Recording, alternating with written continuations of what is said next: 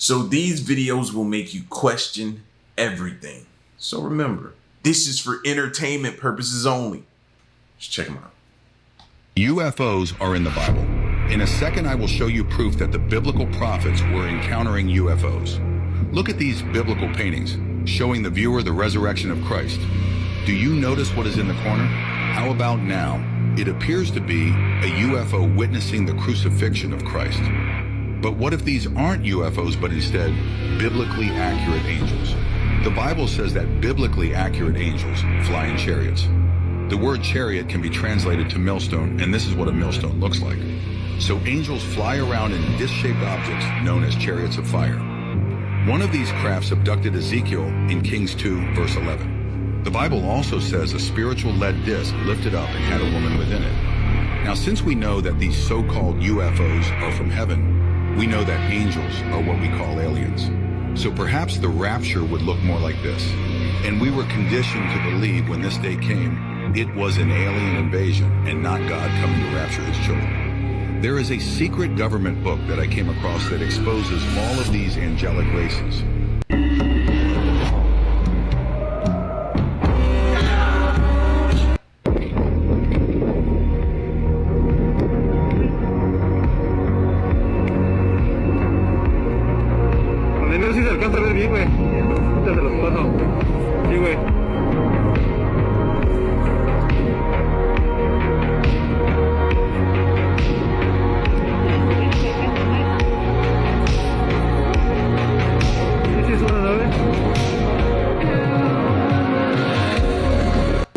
Stop. You're going to want to hear this. There was reportedly a biblical description of an angel spotted in Mexico. Look at this. Right here in the middle of the sky. That everybody is recording. Wait till you zoom in. And you zoom in a little closer. And as they get closer, you can start to see that it starts resembling more and more like the biblical description of the angels. Look at it. It even got the eye in the middle and all. And then we know that we're in some strange times. So anything like this, very much possible. Are y'all seeing it? Just look at it.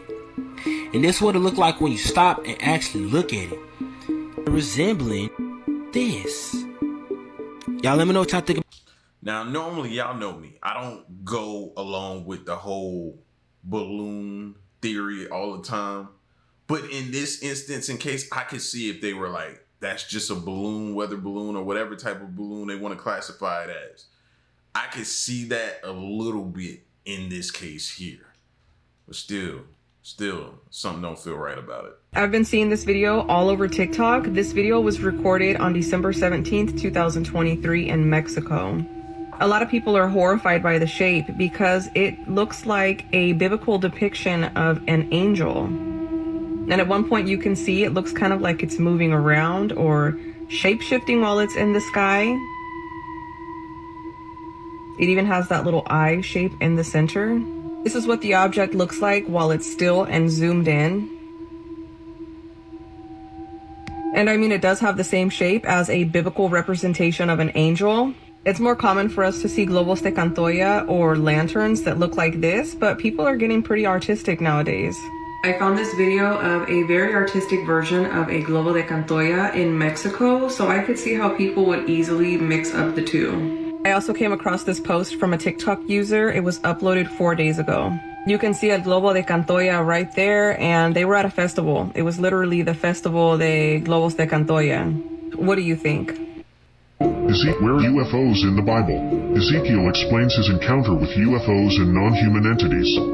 Ezekiel chapter 4-9 says, I looked, I saw an immense dust storm come from the north, an immense cloud with lightning flashing from it, a huge ball of fire glowing like bronze. Within the fire were what looked like 4 creatures vibrant with life. Each had the form of a human being, but each also had 4 faces and 4 wings. Their legs were as sturdy and straight as columns, but their feet were hoofed like those of a calf and sparkled from the fire like burnished bronze. On all 4 sides under their wings they had human hands. All four had both faces and wings, with the wings touching one another. They turned neither one way nor the other, they went straight forward. If you really dissect this verse, it sounds extremely similar to some kind of aircraft that was glowing while flying towards Ezekiel, similar to how a car would look at night with its headlights. But imagine what a primitive person would say seeing a plane with its landing lights on. They would explain the technology the best they can, making comparisons to the only thing they have in their time, which would be fire and metal, similar to this explanation of the UFO Ezekiel encountered. Now Ezekiel explains seeing what he can best describe as a wheel within wheels. This is also some kind of UFO. Ezekiel 15-16 says, "As I watched the four creatures, I saw something that looked like a wheel on the ground beside each of the four-faced creatures. This is what the wheels looked like. They were identical wheels, sparkling like diamonds in the sun. It looked like they were wheels within wheels, like a gyroscope. This sounds like some kind of metallic aircraft because Ezekiel goes on to say the craft flew as well. Now does it make sense that there are X-Files Special.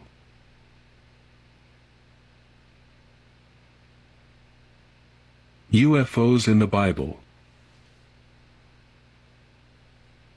After the exodus of the Jews from Egypt, led by Moses, there are numerous descriptions of UFOs which seem to have often accompanied them.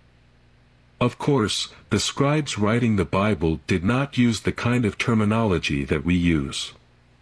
They would refer to clouds and stars with the properties of high-speed movement and flight control, as well as fiery chariots and so on.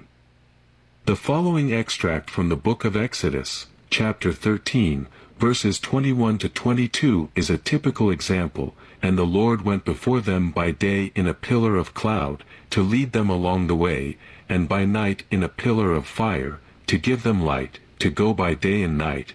He took not away the pillar of cloud by day, or the pillar of fire by night."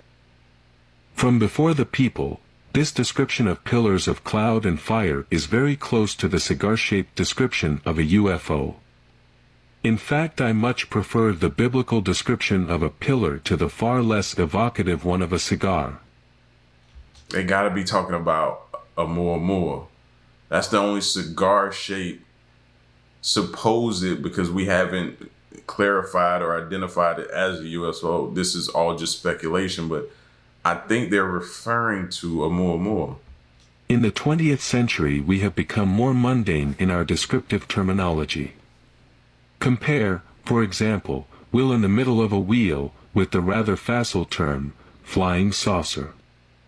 The prophet Elijah was taken to heaven in a space vehicle. His follower Elisha was with him at the time and witnessed this, and 2 Kings, chapter 2, verse 11, reads as follows, "And it came to pass, as they, Elijah and Elisha, still went on, and talked, that, behold, there appeared a chariot of fire, and horses of fire, and parted them both asunder, and Elijah went up by a whirlwind into heaven." Are there other traces in the Bible of objects that might reasonably be interpreted as technology? We have the Ark, we have the Shamir, we have the Kavod, anything else? We have the Ruach. There's the rising up, Yes. the flying. Yes, the Ruach. So some sort of suggestion of a flying machine. Yes, flying machine. That those are described clearly as flying machine. Of course, I don't know where in the Bible. In the Bible. Give me an example. In the Bible, for example, in the book of Ezekiel, in the book of Exodus, is clearly described the kavod of Yahweh. That when Moses called to Yahweh the possibility to see this kavod, and Yahweh says to him, "You cannot stay in front of kavod, because if you are in front of kavod, you die." And so that is important. Yahweh cannot do nothing. So God is impotent, not potent, in front of the dangerosity of the kavod, and that is very interesting. Yahweh tells to Moses, "You can hide you after these rocks." So the rocks can do what God cannot do. Right. Huh? Right. I absolutely get your point. Yes, very much so. As far as the Bible is concerned, there is no outer space. There's a firmament that keeps them from outer space. A stationary earth is what's spoken of, with the sun revolving around the earth and not the other way around. Right? Okay. So this whole heliocentric model is also paganism. So no, I don't necessarily believe in aliens, but I believe what these people see as UFOs are the chariots of God. One of the weirdest verses in the Bible that I think might be dealing with literal extraterrestrial hybridization and gifting humanity the light back to humanity is actually found in one of the most famous verses of all time, in John 3:16. Check this out. Warning, once you get this, you can't go back. Like, you can't go back to the old way of reading this verse or other scriptures. Once you see how I do this, you're going to start doing it every single day, and it will literally change your life. But again, be warned, you have to deconstruct a whole lot and let go of a whole lot of things emotionally, with the way you were raised, with your belief system. So here we go. Y'all want to proceed forward? Of course we are. John 3:16, for God so loved the world that he gave his only begotten son, that whosoever believes in him shall not perish but have everlasting life. Okay, we've all heard that. You probably heard it 1,000 times at church. I know I did. Not only did I grow up in the church, but I also worked in ministry for many, many years. This verse always meant the same thing to me. Jesus was unalived for my sins because I'm a dirty, rotten sinner, and that's why I'm going to go to heaven someday.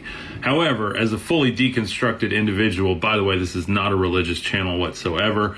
I am and forever will be exploring the actual supernatural experiences that everyday people like you and I have all the time, not just reserved for Bible times, but I believe is still happening today. If you vibe with that, follow for more in the series. Now, what I think this verse actually means is hidden within the Greek text. The word Jesus uses for God is theos, which actually means supreme divinity, aka the supreme being or consciousness of the entire universe. Now, this is not unlike the word Elohim used in the Old Testament. However, Elohim is really used for the gods in a lot of ways, and the word theos is really denoting divinity, either in general form or in the supreme divinity form. And of course, when Jesus used it, he was using it in the supreme divinity form. Here's where it gets weird. He gave his only begotten son. Now, only begotten here does not just mean only like we've been told. It actually comes from the Greek word monogenes, which means one of a kind or unique. The word huion, which is son, actually means kinship. So we can reread the verse as, the supreme divinity so loved the cosmos that he gave unique kinship, that whoever believes in himself shall have perpetual life. And him comes from the word auton, meaning the self. Thousands and thousands of fish washed up on the side of the shore, right in Texas. You know what this means? Biblical. This means the end of times is near. This is Revelations. This is scary. Either that or a tsunami is present or about to happen. It's a warning for something. And that's our problem. We don't heed the warning signs. And when I say thousands, I mean thousands of fish washed up in Texas on the side of the ocean. And just like they said, the Euphrates River didn't dry it up, and now people are claiming to hear angels singing, coming from the bottom of the Euphrates River. You're starting to see UFOs, sightings just go to TikTok and type in UFO. And the UFOs are coming out of the woodworks. Like, whatever's going on, we're about to get some answers about some questions we've had for probably hundreds and hundreds of years. UFOs even in the Bible. Then I turned and lifted up mine eyes and looked, and behold, a flying scroll. And he said unto me, the house holding its first. Now we got to go back to that. I got to pause it. And he said unto me, what seest thou? I answered, I see a flying scroll. The length thereof is 20 cubits, and the breadth thereof 10 cubits. A scroll within a similar shape to cigar-shaped type of object. So there you go again with that cigar-shaped object. The House holding its first public hearing on UFOs in more than 50 years. I find this so fascinating that the House Intelligence Committee is holding a hearing on UFOs right now, because initially when I saw all of these unidentified aerial situations, I thought, well, this must be the Chinese Communist Party. This must be an adversary that's, that's surveilling. But then we understand from this report that it wasn't that. So then what is it? In Luke chapter 10 and verse 18, Jesus said, I beheld Satan as lightning fall from heaven. The devil and his fallen angels have the ability to travel at speeds and perform technical aerial maneuvers that far exceed our human capabilities. They're the ones that are behind this unexplainable phenomena, and they're using them to prepare our minds for the final great deception that will seduce many amongst us to unite with Satan to fight against God in the battle of Armageddon. Don't be deceived. You can consider yourself warned. And whether you like it or not, the truth is the truth. I wonder why the American government wanted Gilgamesh, aka Nimrod's body, so bad. They inquired about him and buried Nephilim.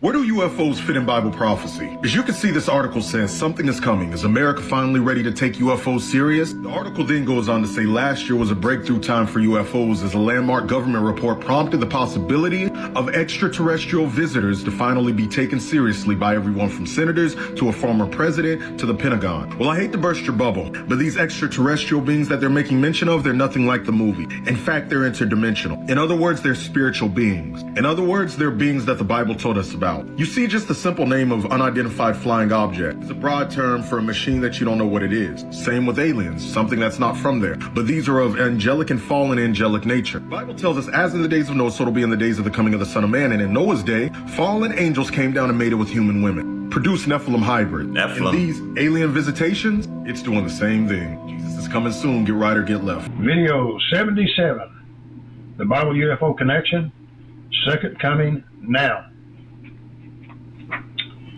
For those of you who are not familiar with the Bible, the second coming refers to the return of Jesus Christ and his heavenly hosts. UFOs? Perhaps. For behold, he is coming with clouds, and every eye shall see him. If you have viewed my previous videos, you will recall the story in Exodus 14:19 of the pillar of cloud that went before the camp of Israel.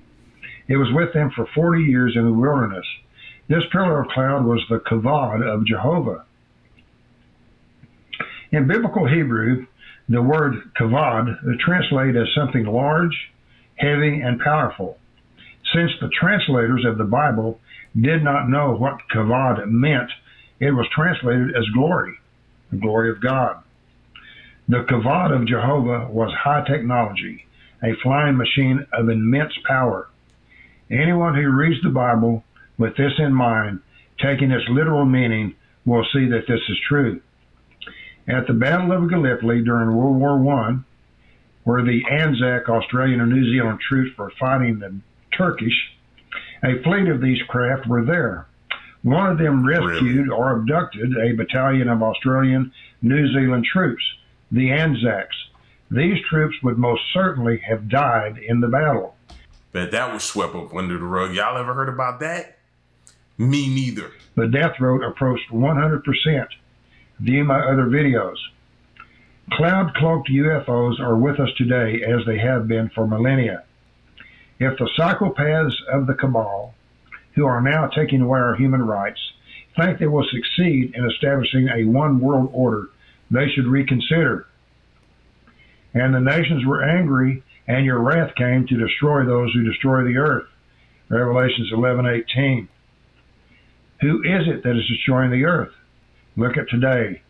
We have had free energy since Nikola Tesla. Those who control the earth now have suppressed this knowledge to the detriment of our planet.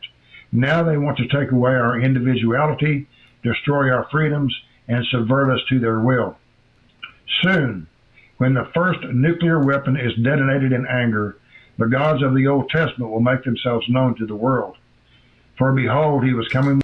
I know a lot of us may feel like that's coming pretty soon, so maybe we do need to prepare ourselves, because if that happens and they anger the gods, then can nothing good come from that, right?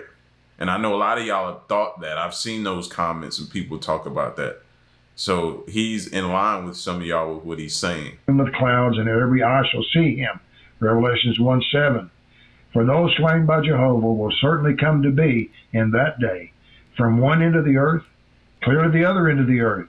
They will not be bewailed, neither will they be gathered up or buried. As manure on the surface of the earth they will become. Jeremiah 25:33. Mankind will not be allowed to destroy the earth. What an awesome time to be alive. We are at the pinnacle of our civilization. We are living in the far future of mankind.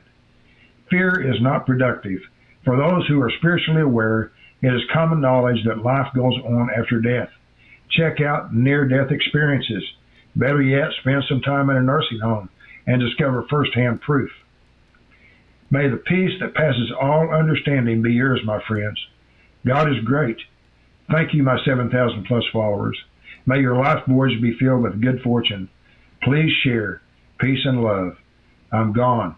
One of the most famous contact experiences was that of Ezekiel in the book of Ezekiel, chapter 1, verse 15, when he says, Now as I looked at the living beings, behold, there was one wheel on the ground beside the living beings, for each of the four of them. Here, Ezekiel has an encounter with four angels of the Lord, in which he begins to describe what he sees as wheels beside the angels. Keep in mind that in Ezekiel's day and age, they didn't have words like flying saucer or flying disc or spaceships or anything like that. So his frame of reference is that of wheels. Then he says, the appearance of the wheels and their workmanship was like sparkling topaz or gold, and all four of them had the same form. Their appearance and workmanship were as if one wheel were inside of another.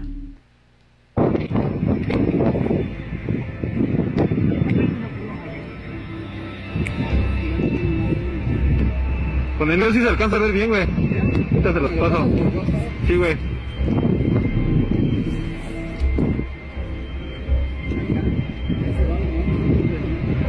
Se ven acercando más.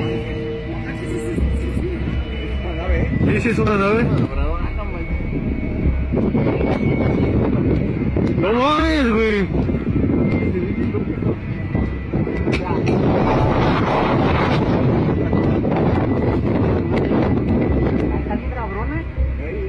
Ya nos llevó la verga. Oye, yo nunca había visto esto. No, pues nadie. Pues nadie, pero es que hasta parece como una estrella de mar. Now, if they're gonna say it's a balloon, why is it hovering in this like same spot like that?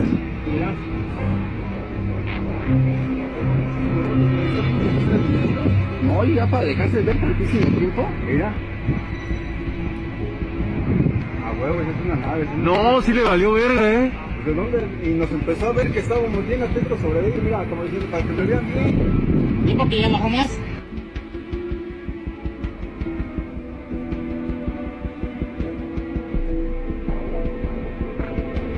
Is that an angel? What y'all think? Angel?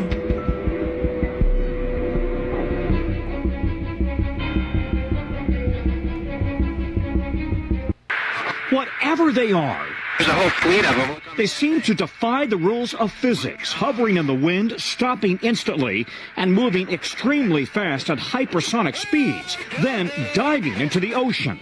Splashed. Mark bearing and range. God tells us that this is his army that he's sending. So the fact that these sightings are increasing, for one, that's the reason the United States had to admit that that's happening, because it's going to be so prevalent that we will see it night and day. But the fact that they're increasing, just know that it's God's army, and they're just lining up. They're just getting in order. And so let's just take a look at it. Let's go into the book of Luke, chapter 21, verses 20 through 22. So when you see Jerusalem surrounded by armies, then understand that its devastation is approaching. Then those in Judea must flee to the mountains. Those inside the city must leave it. And those in the countryside must not go into it. Because these are the days of vengeance, when all that is written will be fulfilled. Vengeance. Vengeance is mine, says the Lord. And that's from the book of Romans. Vengeance is mine, says the Lord. So these oppressors, the Lord God has told me, you don't need to avenge them. I'm going to get them for you. I have an entire army that will take care of that. And you can't do that. My creation, you can't do that the way I can. You know. I need to hear that on a daily. You know what I mean? Especially if you have like a hint of like a little bit of road rage. I need to hear that. Vengeance is his. He will repay, not mine. You know, so that's really what's going on. So that whole thing about Space Force and all of that, do you really think you can fight God with the Space Force? What are you doing? You know, but you know, they're better than anybody ever created, and be it them and their God, you can't ever tell them anything. Okay, let's enter back into Luke in chapter 21. We're going to do verses 25 through 28. There will be signs in the sun, the moon, and the stars. And there will be distress on earth among the nations that are confused by the roaring of the sea and its waves. People will faint with fear and apprehension because of what's coming to the inhabited world, because the powers of the heavens will be disrupted. The people will see the Son of Man coming in the clouds with power and great glory. Now, when these things begin to take place, stand up and lift up your heads, because your deliverance is approaching. So these are signs in the sky. This is God's army getting into place. We're not to fear it, because it's our rescue. Our deliverance is approaching. That's an interesting take on it. Getting into place. These people saw a UFO coming out of the water, got it all on camera.